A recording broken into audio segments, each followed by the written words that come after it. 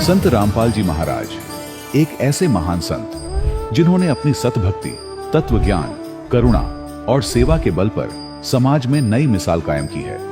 संत रामपाल जी महाराज की अगुवाई में उनके सभी सतलोक आश्रमों से समाज कल्याण के अद्भुत कार्यों ने समाज को सुनहरे भविष्य की एक नई उम्मीद दिखाई है। संत रामपाल जी महाराज से नाम दीक्षा लेने के बाद लाखों लोगों की लाइलाज बीमारियां जैसे कैंसर, एड्स आदि ठीक हुई। संत जी के ज्ञान से प्रेरित होकर उनके अनुयायियों ने लाखों यूनिट रक्तदान किया। संत जी ने लाखों बहन बेटियों का दहेज मुक्त विवाह करवाया।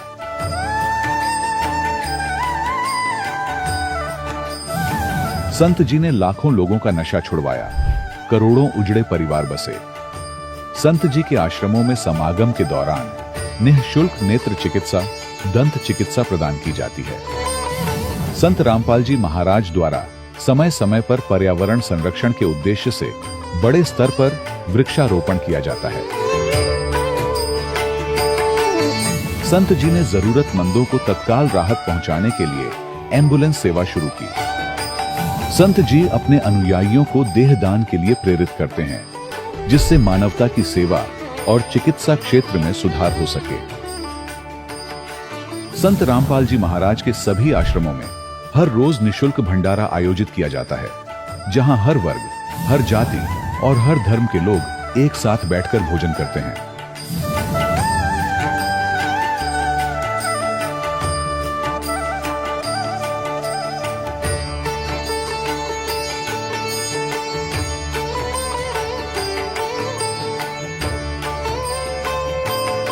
संत रामपाल जी महाराज के आश्रम में हजारों बुजुर्गों को सम्मान और प्यार के साथ जीवन जीने का अवसर मिलता है।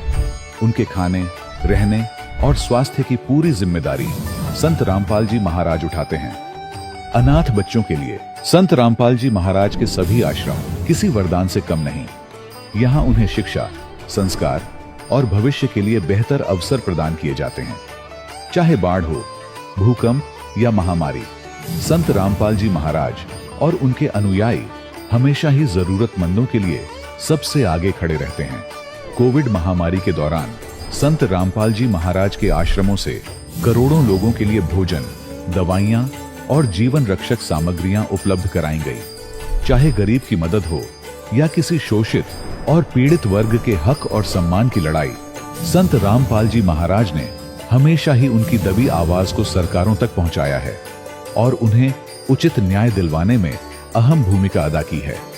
समाज में आध्यात्मिक और सामाजिक मूल्यों के प्रति जागरूकता लाने में संत रामपाल जी महाराज हर कदम पर मानवता के सच्चे सेवक साबित हुए हैं। संत रामपाल जी महाराज का जीवन हमें सिखाता है कि सच्ची सेवा वही है जो निस्वार्थ भाव से की जाए। आइए हम भी इस महान सेवा के कार्य में इस महान संत से जुड़ें और संत रामपाल जी महाराज से नाम दीक्षा लेकर अपने जीवन को धन्य बनाएं।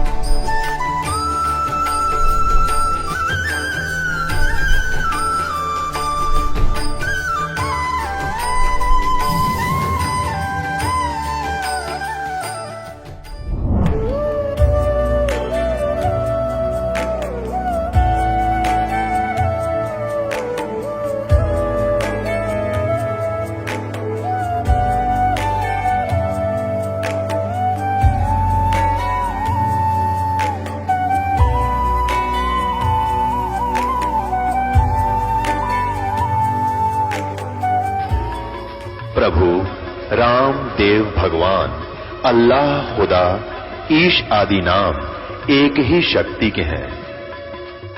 वो कैसा है, कहां है, कैसे मिलता है, किसने देखा है?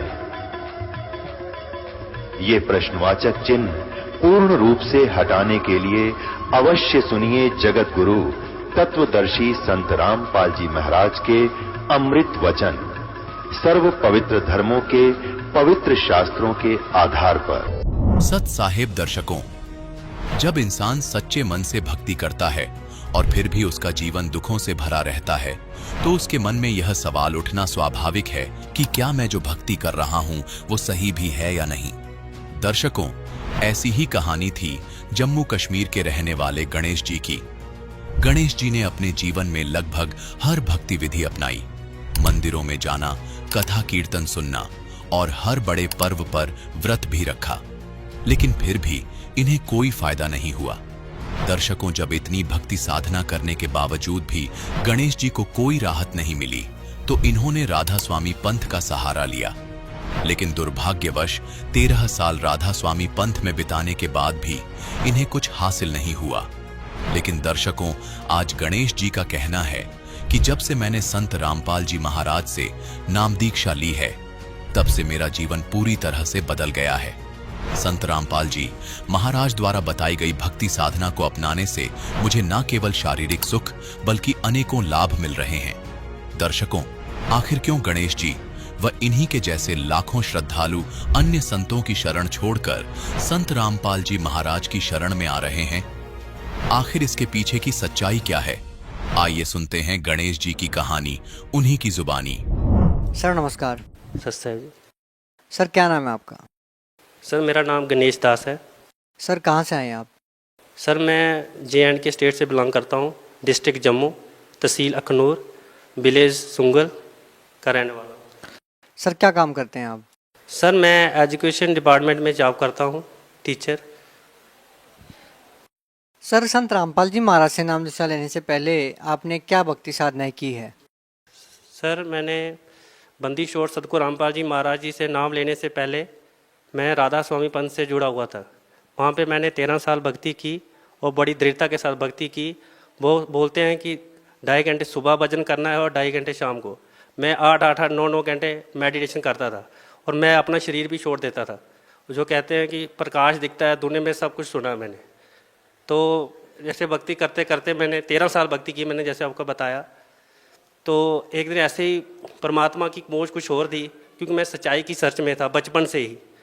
मैंने कोई ऐसे नशे पते शुरू से नहीं किए, परमात्मा की तलाश में था। तो मेडिटेशन करता था, यही परमात्मा से शरीर भी छोड़ देता था भक्ति में अपना। ऐसे भक्ति करते करते परमात्मा का चमत्कार हुआ। मेरे चाचा जी का लड़का हिसार में जॉब करता है, आर्मड में। वो कोई धार्मिक पुस्तक नहीं पढ़ता है।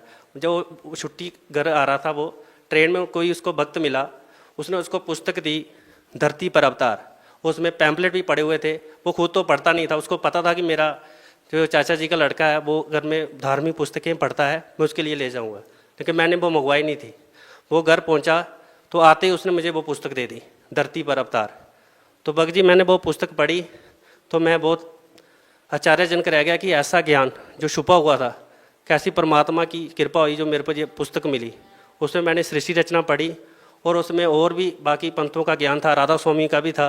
मैं राधा स्वामी से जुड़ा हुआ था। इतना मुझे पहले पढ़ा नहीं था राधा स्वामी का, लेकिन मैं राधा स्वामी में जैसे बताया था कि भजन करना है, 2.5 घंटे सुबह, 2.5 घंटे शाम में, 5-5, 6-6 घंटे भजन करता था।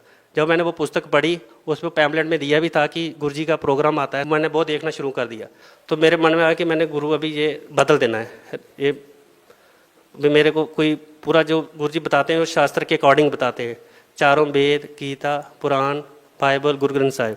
लेकिन हमारे घर वाले सभी ने राधा स्वामी का नाम लिया था। घर वाले नहीं मानते, कहते अभी एक गुरु बना लिया तो दूसरा गुरु नहीं बनाना है।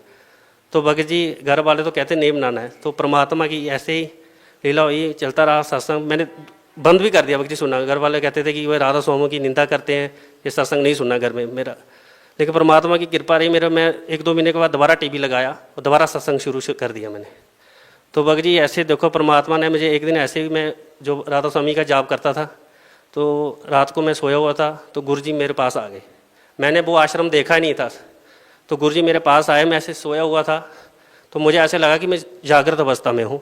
गुरुजी आए और मेरे सिर पर हाथ रखा और मेरे पूरे शरीर में पावर दी, शक्ति दी, और मेरा शरीर ऐसे ट्रिम्बल हो गया, मैं जगदम बैठ गया। तो गुरुजी ने मेरे को यही बताया, कहता बेटे तेरे को इधर कुछ नहीं मिलेगा राधा स्वामी में, आप इधर आ जाओ, बरवाला सतलु आश्रम हिसार में आ जाओ। तो भगत जी मेरे को इतनी पावर मिली, मैं 8-8 घंटे मेडिटेशन करता था, शरीर भी छोड़ देता था। लेकिन उस दिन परमात्मा ने मुझे इतनी ऐसी अलाइव पावर बख्शी, मेरा पूरा शरीर वाइब्रेट हो गया। अभी मैं सर जी आपसे बात करूं, इस टाइम भी गुरुजी की पावर पूरी आ रही है मेरे अंदर। लगता है कि गुरुजी मेरे साथ साथ चल रहे हैं, इतनी पावर मिल रही है। वो आप इस चीज़ का विश्वास नहीं करोगे सर जी। बंदी शोर सतगुरु रामपाल जी एक पूर्ण सृष्टि पर एक अवतार आए हुए हैं जो सृष्टि का परिवर्तन करेंगे और विश्व परिवर्तन होगा। सर आप इतना दूर संत रामपाल जी महाराज से नाम दीक्षा लेने के लिए कैसे पहुंचे? सर जी ये ऐसे हुआ कि घर वाले तो मानते नहीं थे कि राधा स्वामी का नाम लिया है, नहीं जाना उधर। ऐसे ही मैं उधर गया था, पंजाब में डेरा है राधा स्वामी बालों सैदपुर में, घर से वहीं गया था, 5 दिन सेवा की।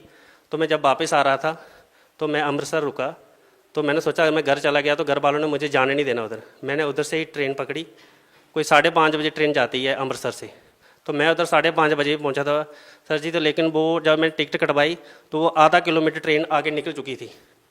सर जी आप इसका विश्वास नहीं करो, आधा किलोमीटर निकल चुकी थी। मैंने दिल से यही प्रार्थना की, मैं दौड़ता हुआ गया, वो आधा किलोमीटर ट्रेन निकल गई, लेकिन मैंने दौड़ते दौड़ते वो ट्रेन पकड़ ली। लगा कि ट्रेन रुक गई है आगे जाके, आधा किलोमीटर चल गई थी वो। फिर जब मैं चला गया, ट्रेन मिल गई मुझे, तो मैंने वहाँ पे पहुँचा, 2 बजे पहुँचा रात को हिसार को। तो वहाँ पे हमने फ़ोन किया आश्रम में, हम 1-2 भक्त थे जम्मू के ही थे, तो उसी टाइम गाड़ी आई तो हम आश्रम पहुँच गए 2:30 बजे। सर जैसा कि आपने बताया कि पहले आपने राधा स्वामी पंथ से नाम दीक्षा ले रखी थी, उसके बाद आप सतलोक आश्रम में पहुंचे तो आपको क्या भिन्नता लगी सतलोक आश्रम की व्यवस्था के बारे में, और जब आप राधा स्वामी पंथ में जाते थे वहाँ की व्यवस्था में आपको क्या फ़र्क लगा? सर जी मैंने ऐसी जगह कहीं नहीं देखी थी पहले मैं ब्यास में भी गया हूँ, बहुत सारी जगह देखी है मैंने, सतलोक आश्रम जैसी जगह मैंने कहीं नहीं देखी। वहाँ पे 24 घंटे भंडारा चलता है परमात्मा का, निःशुल्क भंडारा चलता है, हर चीज़ तरह की सुविधा मिलती है वहाँ पर, वक्तों को रहने के लिए, सोने के लिए, नहाने के लिए, हर तरह की चीज़ जो है निःशुल्क है। और ऐसी व्यवस्था मैंने कहीं पे नहीं देखी वगैरह जी आज तक। वहाँ पे इक्वालिटी है, समानता है। मैंने राधा स्वामी में जाता थे तो वहाँ पे समानता नहीं थी, जो वीआईपी लोग थे उनको अलग बिठाते थे, जो गरीब लोग थे उनको अलग बिठाते थे। वहाँ पे अमीरी गरीबी को एक जगह बैठते हैं, एक पंक्ति में सब बैठकर खाना खाते हैं। जिस चीज़ मुझे वो वहाँ पे बहुत अच्छी लगी, क्योंकि परमात्मा के हम सभी बच्चे हैं, परमात्मा की नज़र में बराबर हैं सभी, तो बाकी वाले पंथों में ऐसा नहीं है। सर बहुत सारे श्रद्धालुओं का कहना है कि जब वो संत रामपाल जी महाराज से नाम दीक्षा लेने के लिए गए तो उनको बहुत लाभ हुआ। तो सर संत रामपाल जी महाराज से जब आपने नाम लिया तो आपको क्या लाभ मिले? बाकी सबसे बड़ा लाभ तो ये हुआ कि हमें यथार्थ ज्ञान मिला, शास्त्रों के अकॉर्डिंग भक्ति मिली, सच्चा ज्ञान मिला, जिससे हमें कोई विश्व में कोई भी संत हो या कोई भी शक्ति हो, ब्रह्मा विष्णु, वो हमें डगमग नहीं कर सकती, क्योंकि ये सच्चा ज्ञान है। हम दृढ़ता के साथ भक्ति कर रहे हैं, हमारी दृढ़ता दिनों दिन बढ़ती जा रही है कि परमात्मा हमारे पूरे विश्व में परिवर्तन करेंगे और एक सतयुग जैसा माहौल क्रिएट होगा धरती पर, यह हमें पूरा विश्वास है। सर जी मैं जब आश्रम पहुंचा तो मैंने जब बंदी शोर सतगुरु रामपाल जी के दर्शनों के लिए लाइन पे लगे, तो जब लाइन पे गुरुजी ने सिर पर हाथ रखा, बंदी शोर सतगुरु रामपाल जी ने, जैसे मुझे घर पर फील हुआ था, जो पावर बख्शी थी गुरुजी ने घर पे, वो ही power same as it is वैसे ही वहाँ पे बंदी शोर सतगुरु रामपाल जी ने मुझे दी वहाँ पे। और ऐसी पावर मैंने उधर राधा स्वामी में 8-8 घंटे मेडिटेशन करता, वो ऐसी पावर कहीं उधर नहीं मिली थी मुझे। सर संत रामपाल जी महाराज से लोग नाम दीक्षा क्यों ले? विश्व में बहुत सारे धर्मगुरु हैं, उनके लाखों फॉलोअर्स भी हैं, संत रामपाल जी महाराज से ही नाम दीक्षा क्यों ले? सर जी क्योंकि बंदी शोर सतगुरु रामपाल जी महाराज जो ज्ञान देते हैं वो शास्त्र के अकॉर्डिंग ज्ञान देते हैं। चारों वेद, भगवत गीता, कुरान, बाइबल, गुरु ग्रंथ साहिब, बाकी वाले जितने भी वो धर्म गुरु हैं वो शास्त्र के अकॉर्डिंग भक्ति नहीं देते हैं, उनका मनवन आचरण, उनसे कोई लाभ नहीं होगा भगत जी। सर बहुत सारे लोगों का संत रामपाल जी महाराज से नाम दीक्षा लेने के बाद नशा छूट गया, क्या आप भी नशा करते थे?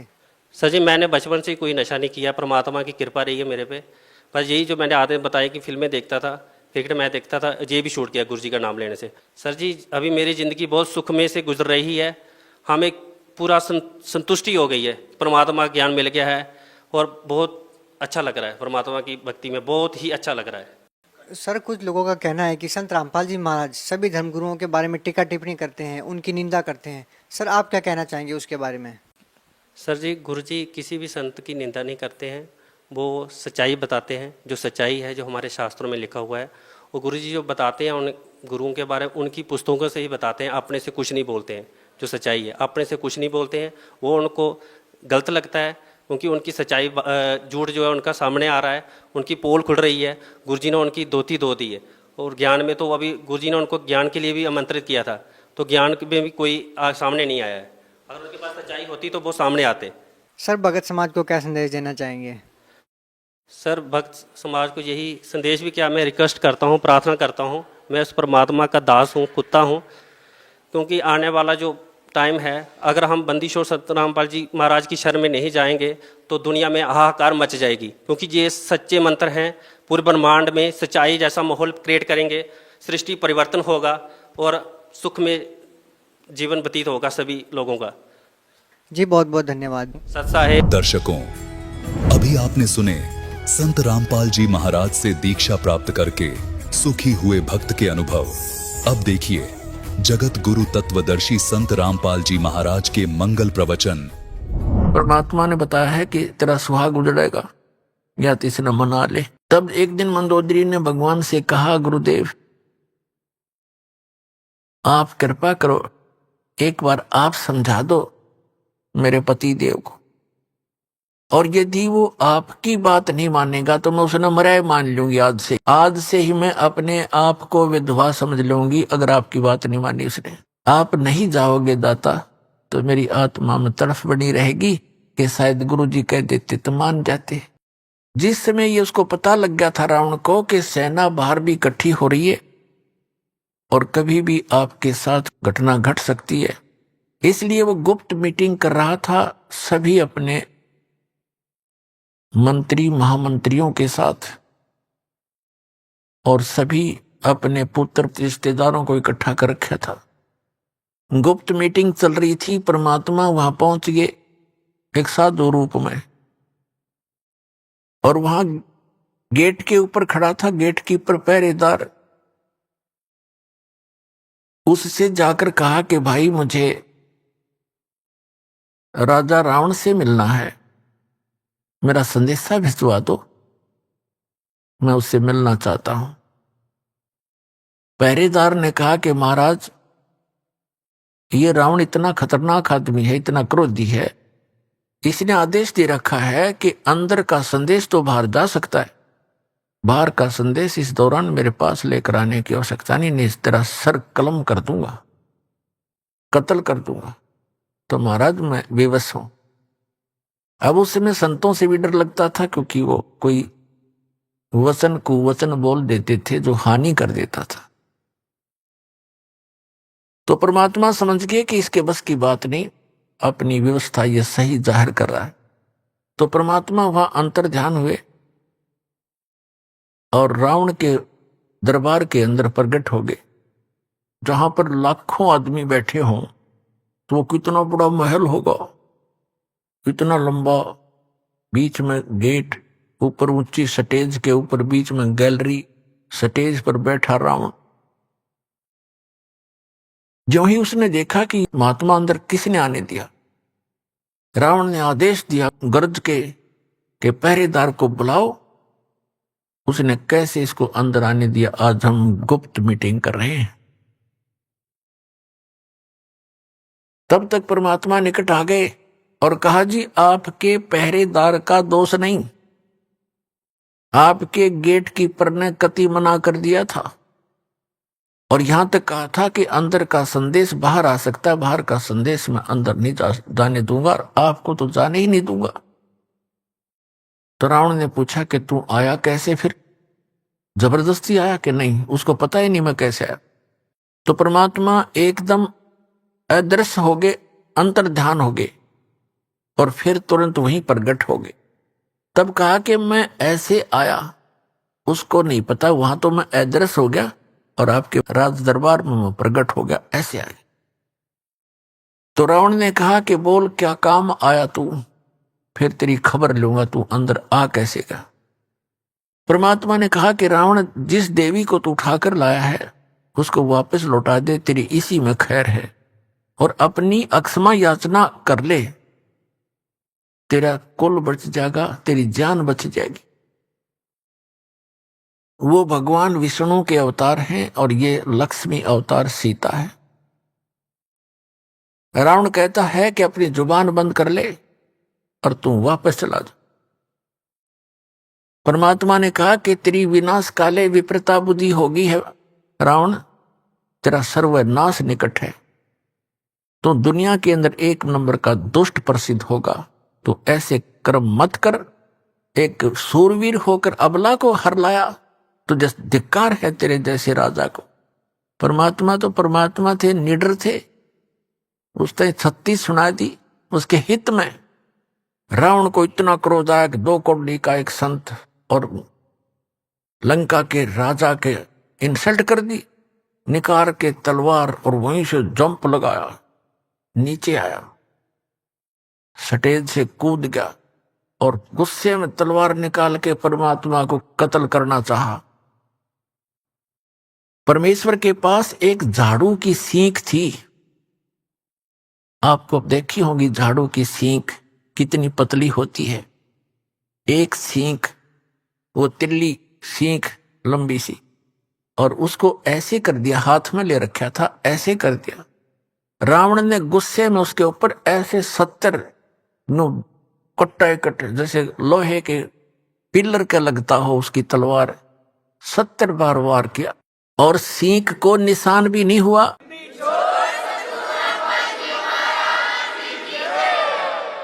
और 100 जोटे खाने वाला कितना पहलवान होगा, कितना तगड़ा, पसीने आगे भाई के कांपन लग गया और खड़ा हो गया तलवार लेकर। अब उसने देख लिया ना मारे तो मरता, एक सींग का निशान हुआ तो उसका क्या बिगाड़ देगा। उसका समझ में नहीं आई कि भगवान है, ने सोचा कोई सिद्धि होगी इसके पास। जाके ऊपर बैठ गया स्टेज पर मुंह लटका के और कहने लगा कि तेने जाना हो तो जा, ना तेरी बात मैं मानू नहीं।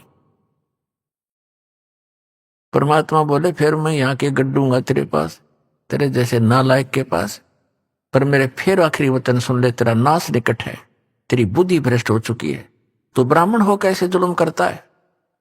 और परमात्मा के सब बच्चे हैं, सबको कहना सुनना उसका कर्तव्य बनता है, ये कहकर वहां से अंतर ध्यान हो गए। अब परमात्मा ने जाकर के वहां चंद्र विजय के घर पे बता दिया कि कह देना मंदोदरी को कि मैंने उससे कहा था, लेकिन वो बिल्कुल नहीं माना। मंदोदरी वहीं आ गई कुदरती, क्योंकि बुला लाई जाकर के वो कर्मवती चंद्र विजय भाट की पत्नी, और कहा परमात्मा ठीक है, आपकी बात उसने नहीं मानी तो मेरा आज से वो मन मृत्यु मान ली उसकी। परमात्मा बोले बेटी जो आपने कहा मैंने वो कर दिया, पर वो नहीं माना। अब उस समय विभीषण भी वहां विराजमान था और दीक्षित था। उसने घर आकर बताया कि अपने भाभी जी को बताया मंदोदरी को कि मंदोदरी आज तो मेरे भाई ने परमात्मा का कत्ल कर दिया होता, पर परमात्मा ने ऐसी लीला करी कि एक सीख ले रखी थी झाड़ू की और ऐसे कर दी, और उसने 70 बार उसको बहुत जबरदस्त ताकत से 70 वार किए, टस से मसली हुई और मान्या फिर भी नहीं। तो पुण्यात्माओं कहने का भाव ये है कि फिर क्या होता है, जैसे कि आपको कथा सुनाई थी कि नल और नील नाम के 2 आपस में मौसी के बेटे थे, उनकी माताएं बहन थी।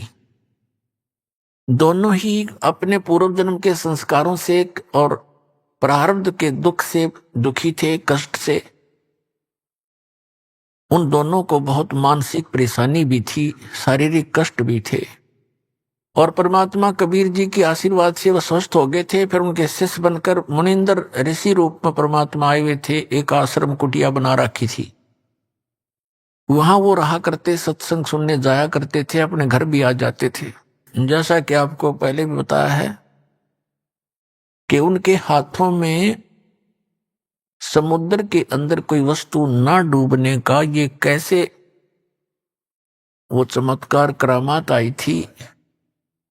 ये दोनों कबीर साहब के पास गए थे पहले, उससे पहले सब जगह इन्होंने अपना सारा इलाज भी करवा दिया था, और सभी ऋषि महर्षियों ने बता दिया था कि ये तुम्हारे प्रारब्ध के अंदर, तुम्हारे प्रारब्ध में लिखा है, ये दंड तुम्हें भोगना पड़ेगा, इसको कोई विश्व में काट नहीं सकता।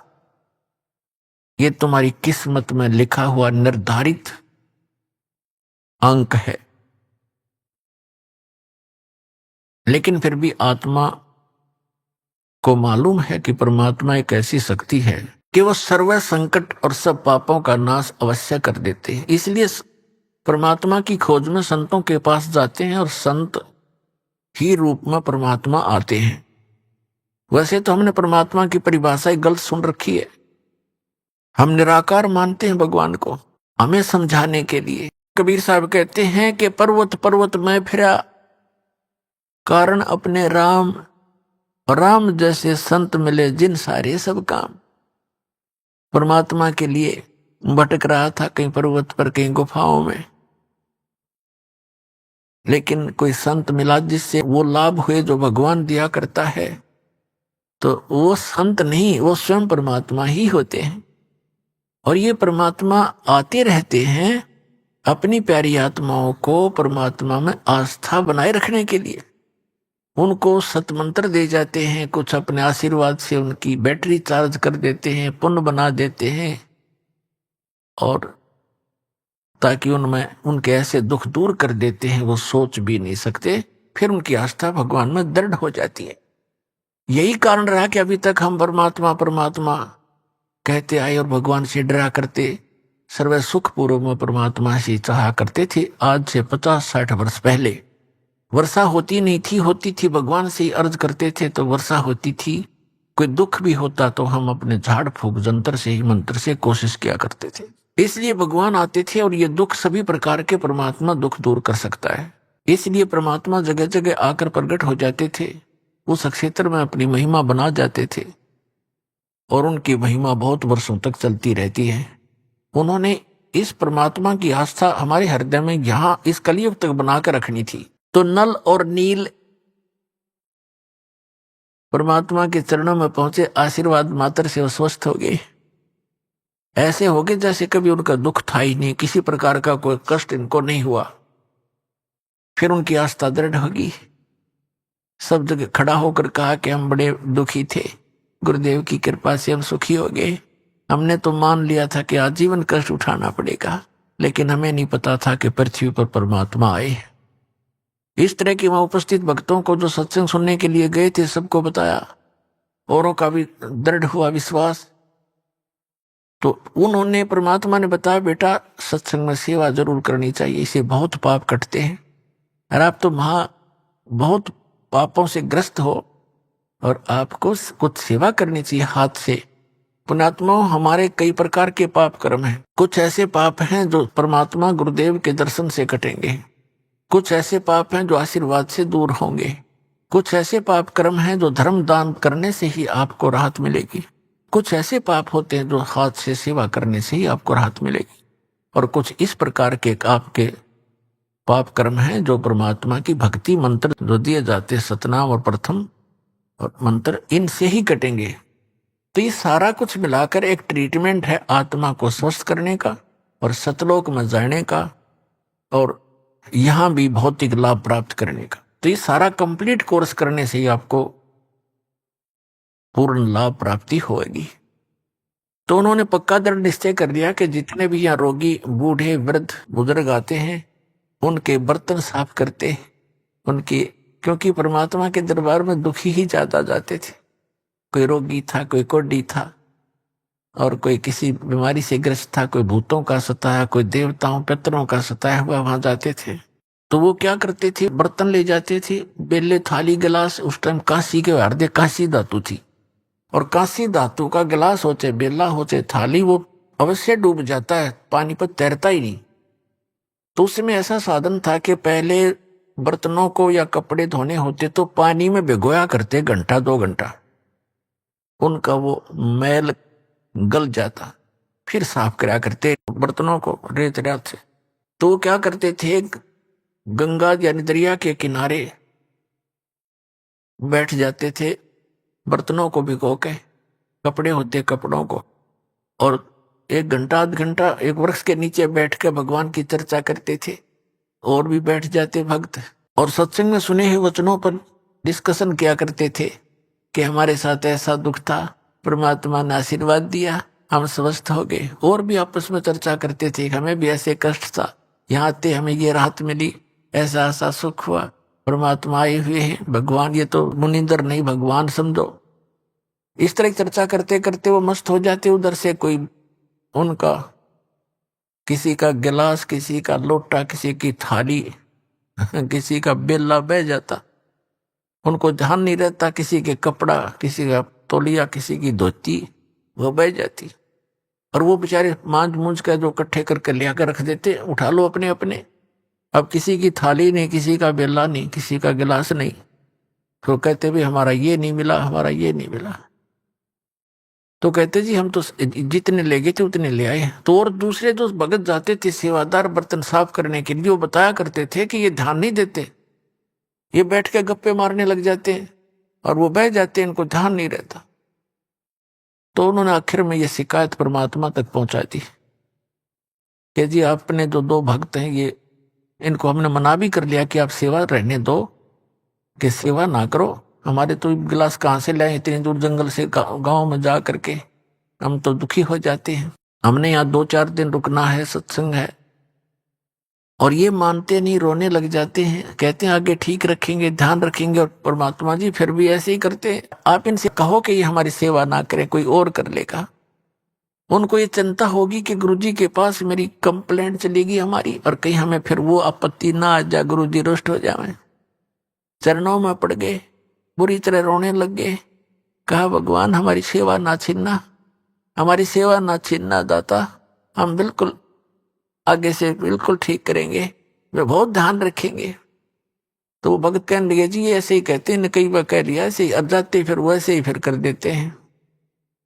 तो परमात्मा ने, वो तो जानी जान थे, कहा बेटा इनको आशीर्वाद दे देता हूं, इनके हाथ से कोई चीज भी नहीं डूबेगी, लोहे की भी नहीं डूबेगी, पत्थर भी नहीं डूबेंगे, और तुम निश्चिंत रहो, और बेटा करो सेवा। अब नल नील खुश हो गए और सावधानी बरतेंगे। अब उनने पानी का बेला भर के थाली और वो रख दिया दरिया पे। वो न्यू का नो बेला भरा हुआ पानी का जल के ऊपर रखा है, वो हाथ ला दे नीचे जाओ ना तो नहीं जाओ। और दूसरे भगत देखने लगे, रे सचमुच ये तो गुरु जी का आशीर्वाद से इसके ये डूबता ही नहीं। उन्होंने दूसरों ने भी कोशिश कर ली, पकड़ कर 2-2-3-3 उस बेले को बाहर खींचने की, वो थाली को पानी की भरी हुई जो तैर रही थी, उनसे हली नहीं। और वो हथलाओं जब बाहर आ जा, रखे वही सेट हो जा। तो इस तरह कई बार पत्थर भी उठा के उसमें रख के देखे, वो भी तैरने लग गए, रुक ये नो के नो वहीं पर। आधे डूब जाते थे, आधे रह जाते थे ऊपर। तो इस तरह के उनके वरदान परमात्मा ने दे दिया। वह समस्या समाधान करने के लिए कि ये सेवा भी नहीं छोड़ना चाहते, इनको सचमुच यह दिक्कत है ही, तो दोनों का बीच बिचाड़ा कर दिया। और ये फिर कहां जाकर बात बनी, अब उधर से समुद्र के ऊपर पुल बनाने की आवश्यकता पड़ी श्री रामचंद्र जी ने। और समुद्र पर पुल बनाना कोई बालकों का खेल है। श्री रामचंद्र जी कहते 3 दिन तक घुटनों पानी में खड़ा रहा, समुद्र से याचना करता रहा, प्रार्थना करता रहा, मुझे रास्ता दे, जल्दी मुझे रास्ता दे सागर राज, मैं बहुत दुखी हूं, और ऐसे ऐसे मैंने अपनी पत्नी को छुड़वा के लाना। तीसरे दिन जब उसने देखा कि समुद्र टस से मस नहीं हो रहा है, लक्ष्मण से कहा कि मेरा अग्नि बांध दे, इस समुद्र को फूंकता हूं। ये रावण का संग पाकर अभिमानी हो गया है। अब उसने निकाल के तीर छोड़ना चाहा अग्निबाण, तभी समुद्र विपर रूप बनाकर बाहर आ गया। श्री राम से कहने लगा कि भगवान ऐसा अनर्थ ना करो, यदि आपने इस जल को फूंक दिया, मुझे फूंक भी दिया, तो ये गड्ढा बन जाएगा, आप फिर भी सफल नहीं हो सकोगे इसमें से जाने के लिए, और बहुत बड़ा संसार बसा हुआ जीव जंतु, आपको पाप लगेगा। ऐसा काम करो कि लाठी भी ना टूटे और सर्प भी मर जा। तो श्री रामचंद्र जी ने कहा कि फिर ऐसा कौन सा उपाय है बताइए। आपकी सेना में ये नल नील और भी पहुंच गए वहां पर, फिर तो सारे जंगल में जितने रहा करते थे कुछ सब इकट्ठे हो गए, लाठी ले गए। ये भी वहां गए हुए थे उस सेना में। विपर रूपधारी समुद्र ने कहा कि आपकी सेना में नल और नील नाम के 2 ऐसे कारीगर भी हैं, वह शिल्पकार भी थे, जैसे मकान बनाने वाले। 2 ऐसे सैनिक हैं आपकी सेना में, उनके हाथों में उनके गुरुदेव द्वारा दी गई ऐसी शक्ति है कि पत्थर भी तैर जाएंगे, कोई वस्तु नहीं डूबती, वो पत्थर रख, कोई चीज रख दें और वो तैरती रहती है। और चाहे उसके ऊपर कितना बलशाली व्यक्ति खड़ा हो जाए वो डूबती नहीं, ताकतवर वजनदार। तो श्री राम ने कहा भी नल नील को बुलाओ। नल नील आए, उनसे कहा कि भी एक ट्रायल दो, अपनी कोई पत्थर रखकर दिखाओ, आपके हाथों में करामात बताई है हमने और हमें जरूरत है यहाँ पुल बनाने की। नल और नील दोनों अभिमान में आगे। ये महाराज जीव ने उसने सोचा कि यदि हम अपने गुरुजी को याद करेंगे, मंत्र जंत्र करेंगे, अपना मंगलाचरण, तो श्री रामचंद्र जी ने सोचेंगे ये तो कहीं भगवान की स्तुति करके इन्होंने शक्ति प्राप्त की है। यानी अभिमान आना था, ऐसे ही काम बिगड़ा करता है, किसी प्रकार भी हो जाए गड़बड़। उन दोनों ने उस दिन तुरंत पत्थर उठाए। अहम था उस दिन, उन्होंने वैसे तो पत्थर उठा कर रखे करते थे, कोई कुछ भी चीज रख देते। उस दिन उनके अंदर एक विशेष दोष था मन में, इसलिए फेल हो गए। पत्थर उठाए रखे, दोनों के डूब गए। अब उनको तो कॉन्फिडेंस था कि अवश्य तैरेंगे, और लाइट आ गए, फिर दूसरे भी डूब गए, फिर लाइट आ गए, वो भी डूब गए। अब श्री रामचंद्र जी समुद्र की तरफ देख रहे थे, मानो ये कहना चाहते हैं कि आप झूठ बोल रहे थे। उसी से में उस विपर रूपधारी समुद्र ने कहा कि नल नील, तुमने अपना सतगुरु याद नहीं करे, उनको याद करो। तो उनका बात याद आएगी। फिर उन्होंने परमात्मा को याद किया, और वो तो आना ही था, क्योंकि श्री रामचंद्र भी दुखी, रावण का अंत आए लिया था, उसकी टिकट भी कटवानी थी, और वहां आए क्योंकि ब्रह्मा विष्णु महेश भी उसी के तो बच्चे हैं, परमात्मा के। सूक्ष्म वेद में कहा कि राम कृष्ण सतगुरु सहजादे और भक्ति हेतु न हुए पियादे। उस परमात्मा के ही बच्चे हैं, ये भी सहजादे हैं, हमसे अच्छी आत्माएं हैं ब्रह्मा विष्णु महेश। तीनों देवा कमल दल बसे, ये ब्रह्मा विष्णु महेश, और प्रथम इनकी वंदना फिर सुन सतगुरु उपदेश। तो परमात्मा अपने बच्चों के दुख को देखता है। श्री राम के दुख को देखकर वहां पहुंचना ही था, और नहीं आते, क्योंकि नलनील का अगर से काम बन जाता तो उन्होंने आना ही नहीं था। कि उन्होंने रजाई नो बख्शी थी, पर हम कर्म ही ने बिगाड़ देते अपनी सारी कहानी को। तब देखा कि सामने मुनिंदर ऋषि आ रहे हैं। कुदरती नजर पड़ी सैनिकों की, उन्होंने कहा कि ये ऋषि जी आ रहे हैं, कौन है? नलनील कहने लगे ये तो हमारे गुरुदेव आ गए, देखो हमारी पुकार सुन ली। और इतने में परमात्मा ने कटागे नल और नील ने चरणों में प्रणाम किया। श्री राम और लक्ष्मण और सभी ने हनुमान तक आके उनके चरणों में नमन किया। तब श्री रामचंद्र जी ने कहा कि ऋषिवर, आपके इन बच्चों के हाथों में आज वो शक्ति नहीं रही, मेरा दुर्भाग्य है, और मुझे आवश्यकता है कि समुद्र पर पुल बना के मैं लंका में जाऊं।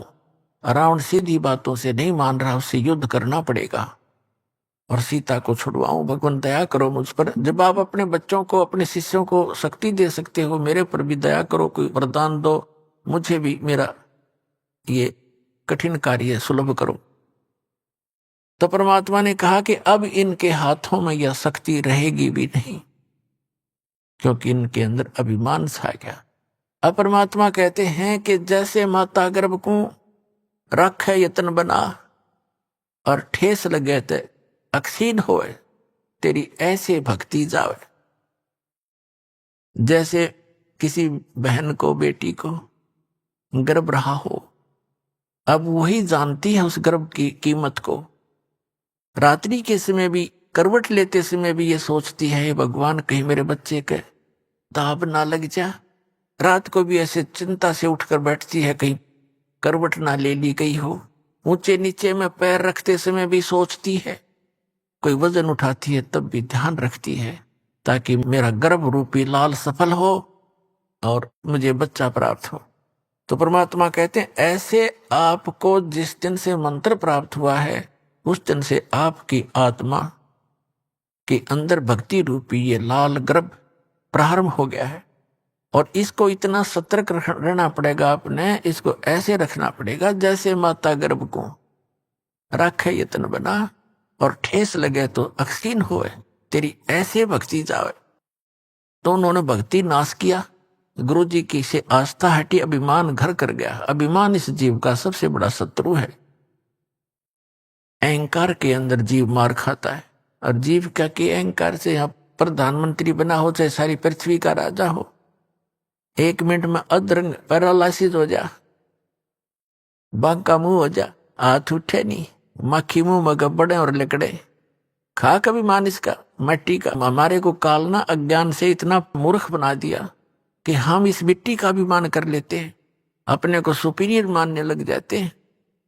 हमारी बुद्धि भ्रष्ट कर रखी इस काल ने।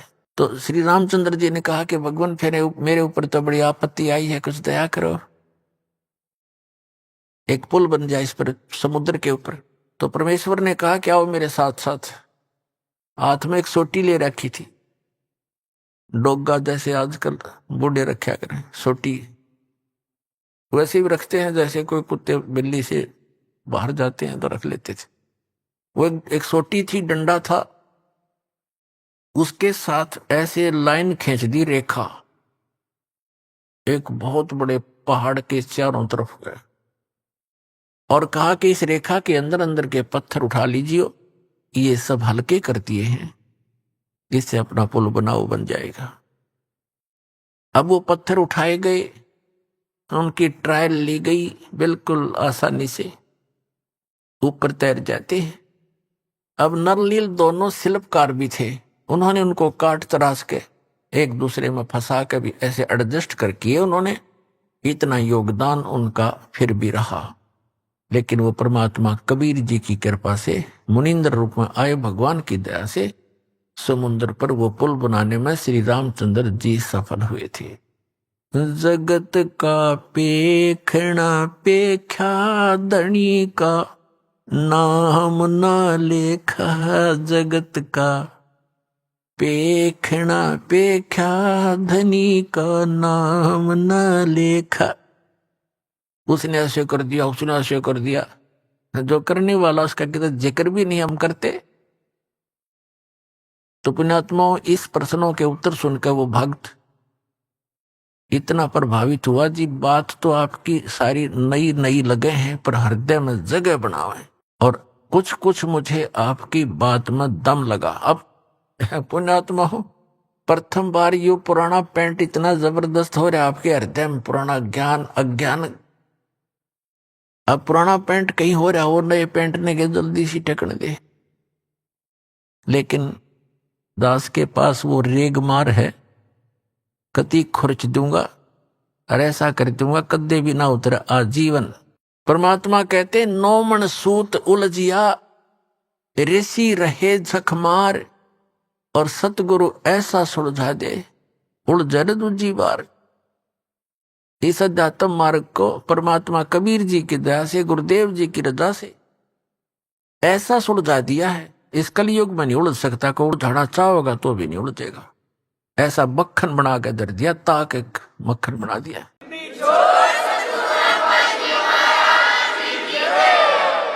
अपनात्मा,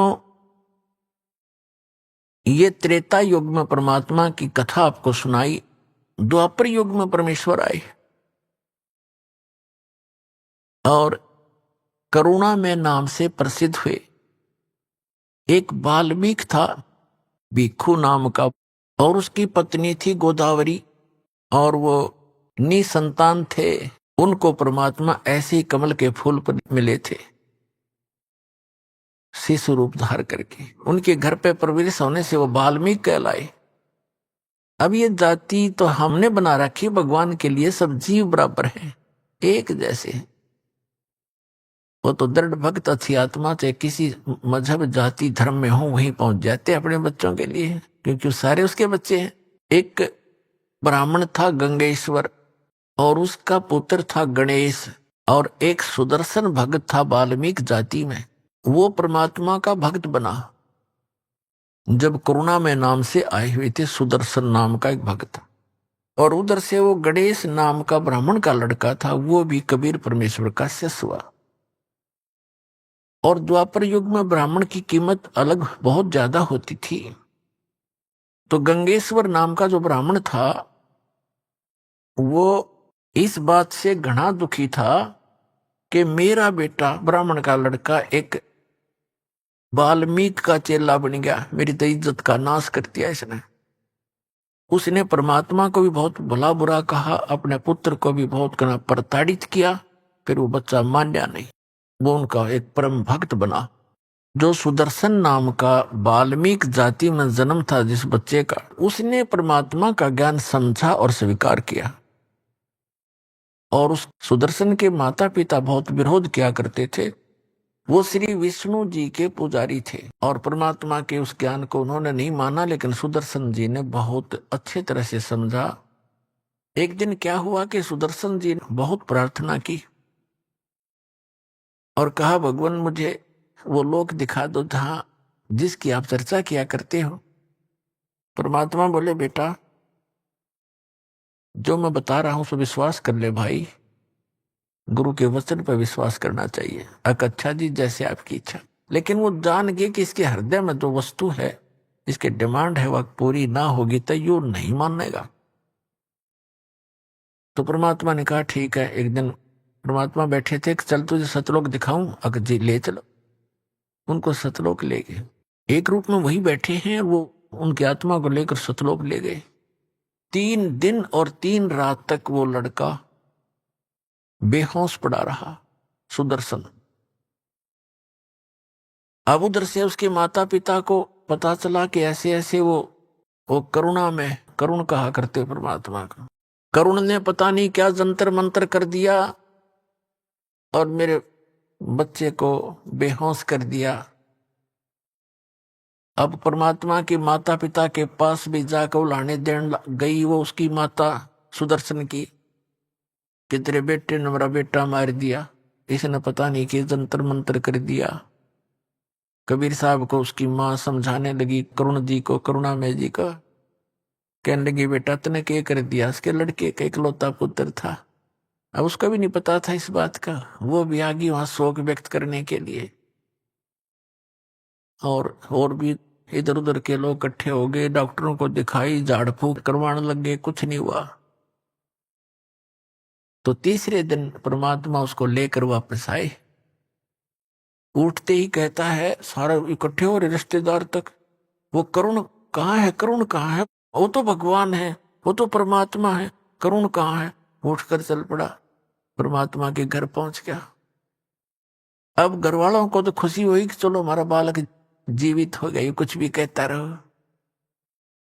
उस दिन के बाद उस सुदर्शन जी का ऐसा दृढ़ विश्वास हो गया कि ये भगवान उतरे हैं, ये एक आम वाल्मीकि नहीं है, व्यक्ति नहीं है।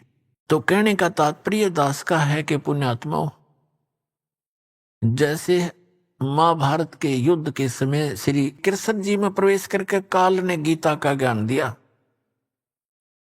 और श्रीमद् भगवत गीता के अंदर आपने बहुत पढ़ा हुआ है, श्री यानी काल भगवान ने कहा कि अर्जुन तू युद्ध कर ले, तुझे पाप नहीं लगेंगे, तू तो निमित्त निमित्त मात्र है,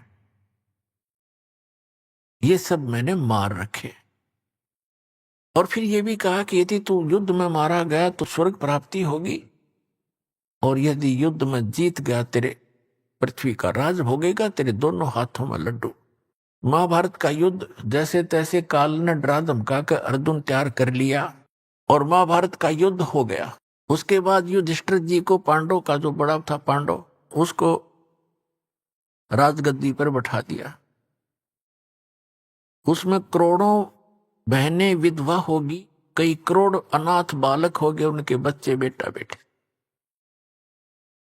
18 करोड़ व्यक्ति सैनिक मारे गए, तो उनकी कितनी पत्नियां विधवा हुई होंगी और कितने बच्चे अनाथ हुए। युधिष्ठिर राजगद्दी पर बैठ गया। अपने आत्माओं, परमात्मा कहते हैं, मन तू पावेगा अपना किया रे, भोगेगा अपना किया रे। अपना कर्म का भोग तुझे भोगना पड़ेगा जब तक परम संत की शरण में नहीं आएगा।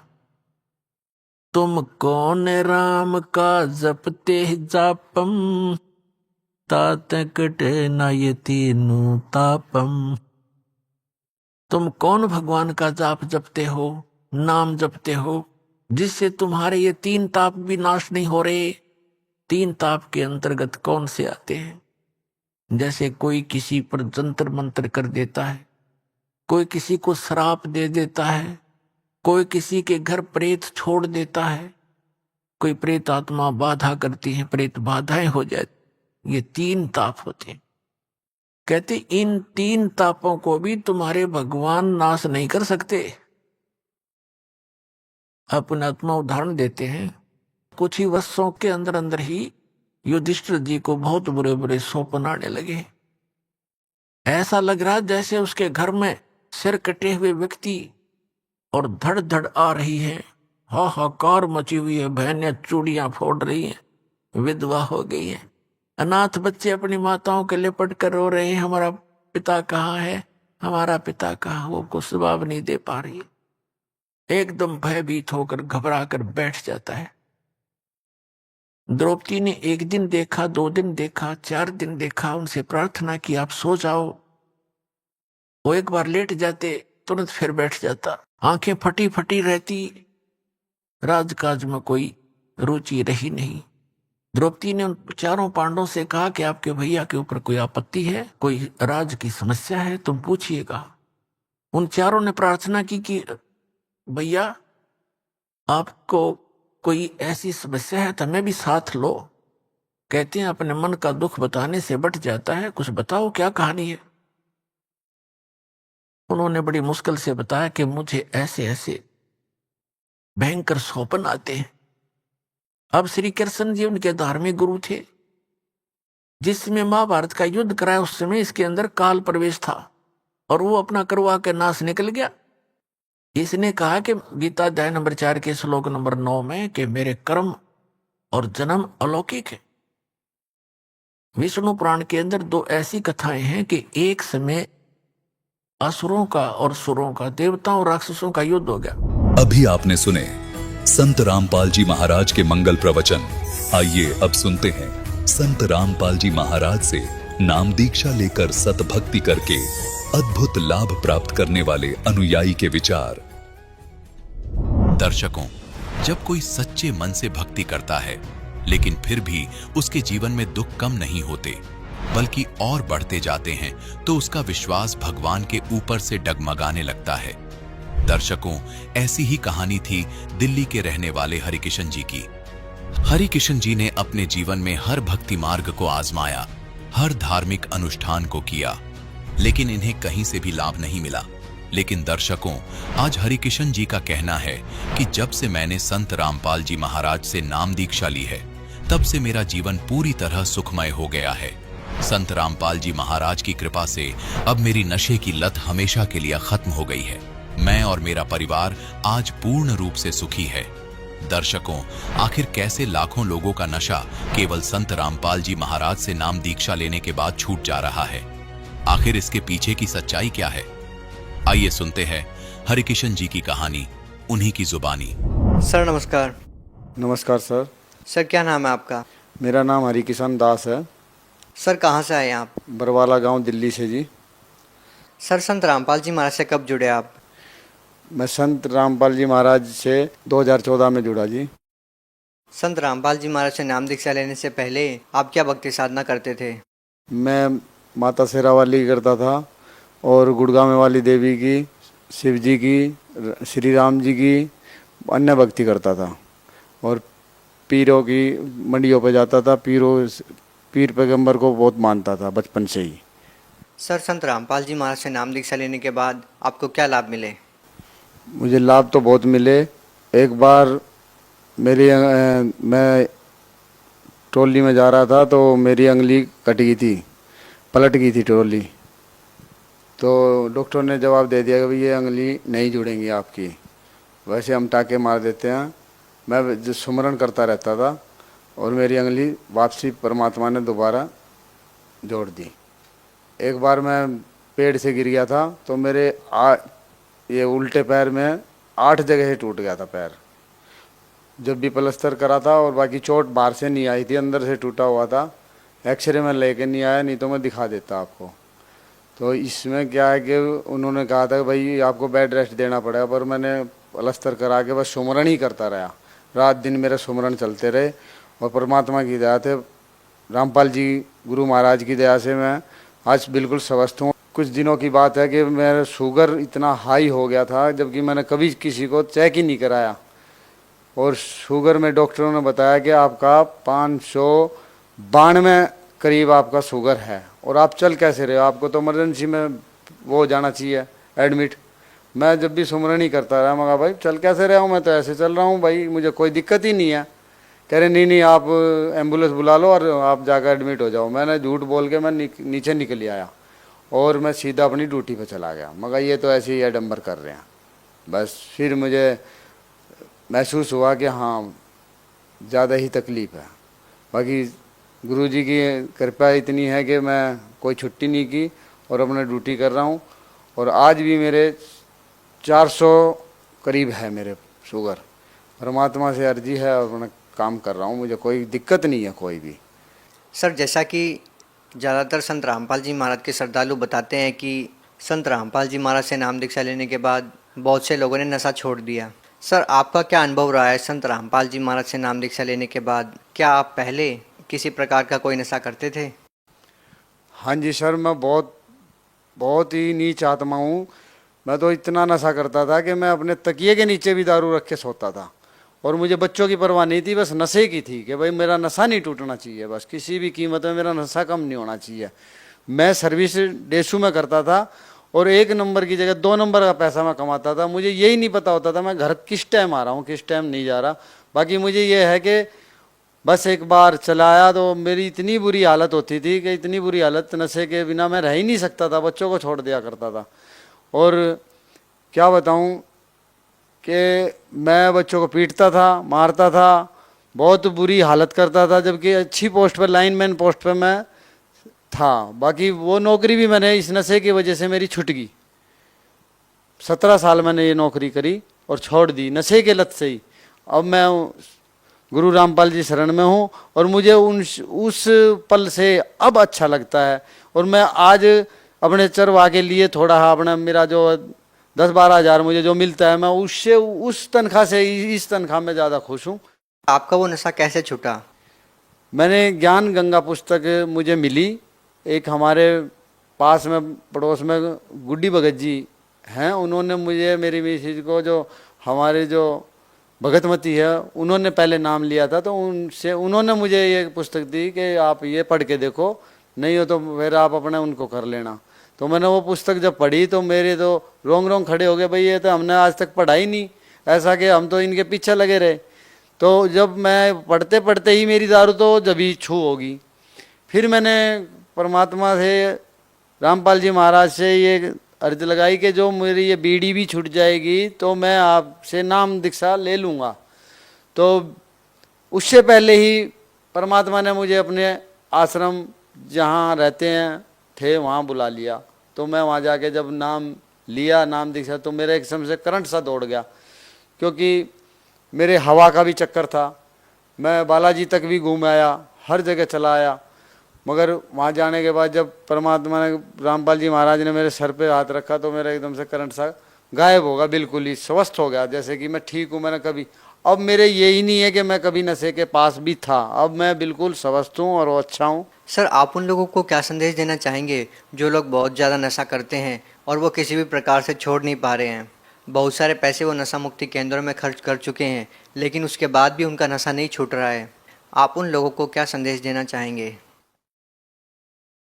देखो जी, हम तो क्या संदेश दें, परमात्मा रामपाल जी महाराज ही के जो नीचे पट्टी आती है उसमें नंबर होते हैं, उनको पढ़ो और सत्संग देखो, चैनल पर आते हैं और उसमें अपना देखो। और मैं तो बहुत बुरा था, मैंने तो उसको देखने के बाद मैं जब इतना अच्छा होगा तो सभी, मैं तो ये कहता हूँ सभी के चूल्हे जलें और सभी अपने उनके पास आएँ और नाम दीक्षा लें और कल्याण कराएं। बहुत बहुत धन्यवाद।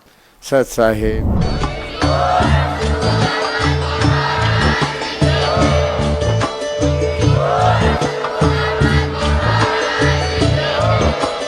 आप सुन रहे थे जगत गुरु तत्वदर्शी संत रामपाल जी महाराज जी के मंगल प्रवचन। अधिक जानकारी के लिए विजिट कीजिए हमारी वेबसाइट www.jagatgururampalji.org।